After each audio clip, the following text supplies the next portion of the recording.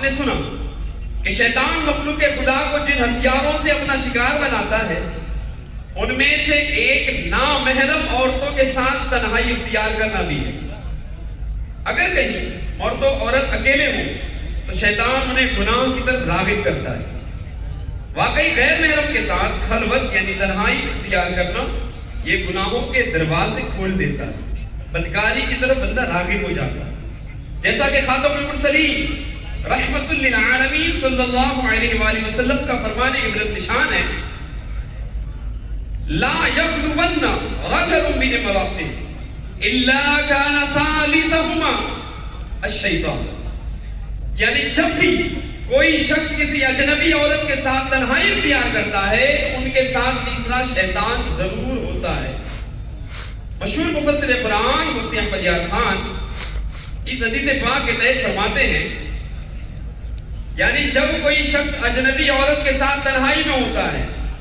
خواہ وہ دونوں کیسے ہی پاک باز ہوں اور کسی نیک مقصد کے لیے ہی جمع ہوئے ہوں، مگر شیطان دونوں کو برائی پر ضرور ابھارتا ہے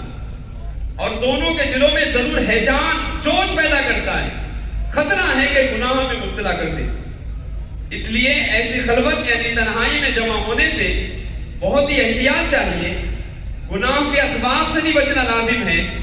یاد رکھیں بخار روکنے کے لیے نزلہ و زکام کو روکنا ہوگا۔ حضرت علامہ عبدالرؤف مناوی رحمۃ اللہ تعالی علیہ فرماتے ہیں، جب کوئی عورت کسی اجنبی مرد کے ساتھ تنہائی میں اکٹھی ہوتی ہے تو شیطان کے لیے یہ ایک نفیس موقع ہوتا ہے،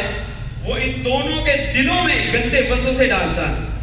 ان کی شہوت یعنی بری خواہش کو بھڑکاتا ہے، حیا ترک کرنے اور گناہوں میں ملوث ہو جانے کی ترغیب دیتا ہے۔ یاد رکھیے مرد کا اپنی تایا زاد بہن، چچا زاد، مامو زاد، پھوپھی زاد، خالہ زاد بہن سے بھی پردہ ہے، ان سب کو انگلش میں کزن کہتے ہیں۔ ان سے تنہائی اختیار کرنا، بے تکلف ہونا، ہنسی مذاق وغیرہ کرنا یہ بے حد خطرناک نتائج لا سکتا ہے۔ اسی طرح یاد رکھیے سالی، بھابھی، چچی، تائی، ممانی سے بھی پردہ ہے،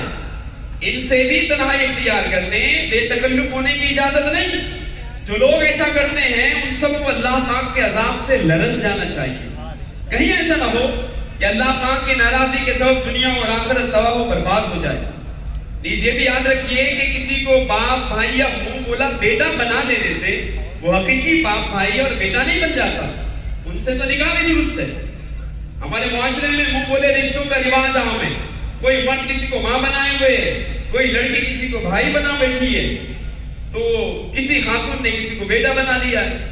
کوئی کسی جوان لڑکی کا منہ بولا چچا ہے تو کوئی منہ بولا باپ، اور پھر بے پردگیوں، بے تکلفیوں اور مخلوط دعوتوں یعنی ایسی دعوتیں جن میں مرد و عورت اکٹھے ہوتے ہیں،